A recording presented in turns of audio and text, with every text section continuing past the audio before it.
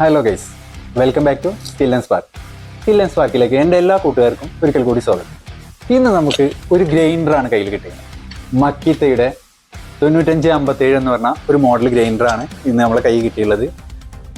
ഇത് പല ജോലിക്കാർ പല പേരിലാണ് അറിയപ്പെടുന്നത്. ഗ്രൈൻഡർ, പേപ്പർ മെഷീൻ, അങ്ങനെ പല ജോലികൾക്കും ഉപയോഗിക്കുന്ന മെഷീനാണിത്. പലരും പല പേരിലാണ് ഇതിനെ വിളിക്കുന്നത്. നിങ്ങൾ ഈ മെഷീനെ എന്ത് പേരിലാണ് വിളിക്കുന്നത്? നിങ്ങളുടെ ഉപയോഗം എന്താണെന്ന് ഒന്ന് കമൻറ്റ് ചെയ്യും. അപ്പോൾ ഇന്ന് നമുക്ക് ഇവനെ അയച്ച് ഒന്ന് റെഡിയാക്കി എടുക്കാം. വീഡിയോ മുഴുവനായി കാണുക. നിങ്ങളുടെ വിലയേറിയ അഭിപ്രായങ്ങൾ കമൻ്റായി രേഖപ്പെടുത്തുക. ചാനൽ സബ്സ്ക്രൈബ് ചെയ്തിട്ടില്ലെങ്കിൽ ഒന്ന് സബ്സ്ക്രൈബ് ചെയ്യുക. കൂടെ ആ ബെല്ലൈക്കൺ ഒന്ന് എനേബിൾ ചെയ്തോളൂ.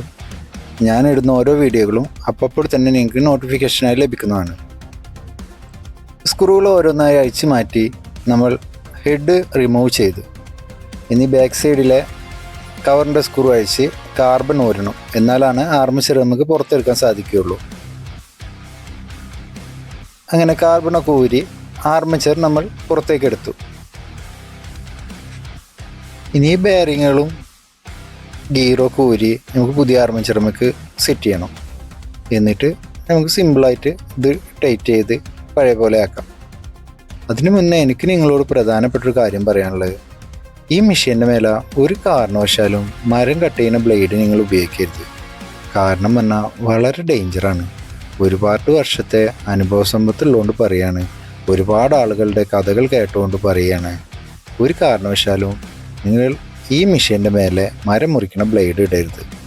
കാരണം അത് വളരെ വലിയ അപകടമാണ് ക്ഷണിച്ചു വരുത്താറുള്ളത്. ഇതുപോലെയുള്ള പവർ ടൂൾസുകൾ നമ്മളുടെ ജോലികൾ എളുപ്പമാക്കാൻ വളരെയധികം സഹായിക്കുന്നുണ്ടെന്ന് 100% സത്യമാണ്.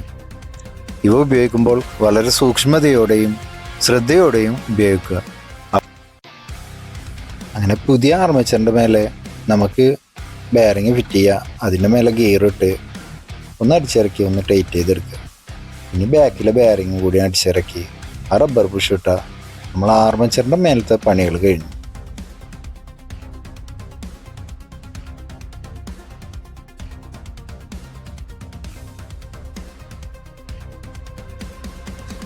അപ്പോൾ സാധനം നമ്മൾ റെഡിയാക്കി എടുത്തിട്ടുണ്ട്. ഇനി നമുക്കൊന്ന് വർക്ക് വെച്ച് നോക്കാം.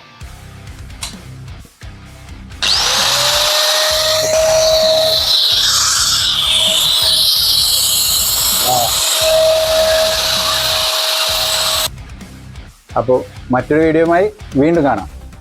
Good bye.